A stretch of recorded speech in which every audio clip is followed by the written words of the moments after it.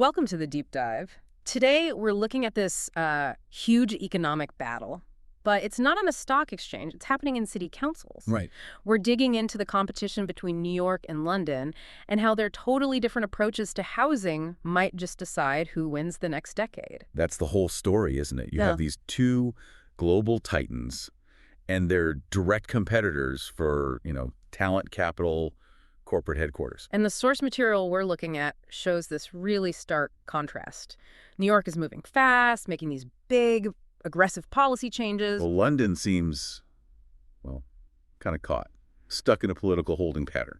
So our mission today is to unpack what exactly New York changed, the sheer scale of what they're building, and why this one policy area housing is becoming so critical. It's all about whether you treat housing as infrastructure or something else. Okay, so let's start with what forced New York's hand. I mean, the numbers are just staggering. They're almost hard to believe. The city needs something like 400,000 new homes in 5 years.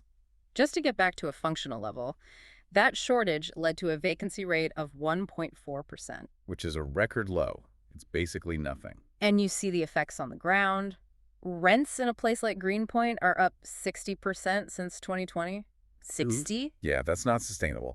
And crucially, the city's leadership looked at that and made a very specific call. They said, this is a supply problem. It's not about demand, it's about not having enough roofs. Exactly. We simply do not have enough homes.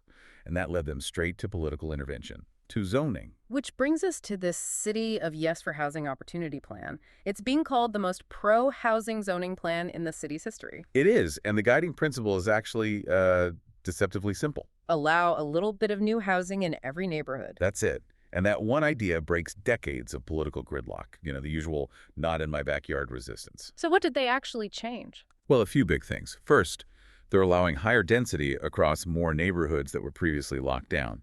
Second, they've made office-to-residential conversions way, way easier. And the parking requirements. Oh, getting rid of parking minimums in many areas is massive. It just cuts costs and speeds everything up. And we can already see the results, right? I mean, look at 25 Water Street. The former J.P. Morgan building. Being converted into 1,320 homes. That's the largest office-to-resin conversion in U.S. history. And that's just one project.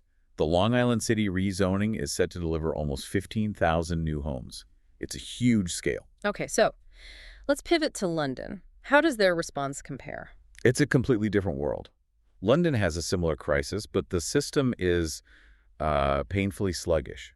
It relies on what's called discretionary planning. Which means everything is decided case by case. Exactly. Every single project needs this long, subjective approval process from the local borough councils. There's no certainty. So where New York is setting clear, predictable rules for growth, London has 33 different local authorities, all with different ideas, often blocking density even right next to a tube station. And that is the core competitive problem. New York has decided that housing is economic infrastructure. It's like roads or broadband. You need it to function. Whereas London still treats it as a political risk. A political hot potato, yeah. Something to be negotiated endlessly. And for you, the listener, here's why that matters.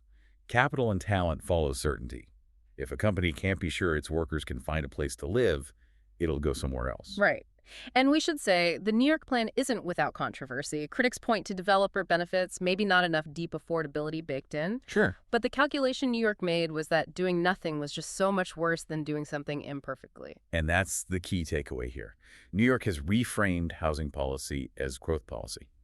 Zoning reform is now one of its primary tools for economic competition. So, as New York hits the accelerator, London risks falling behind.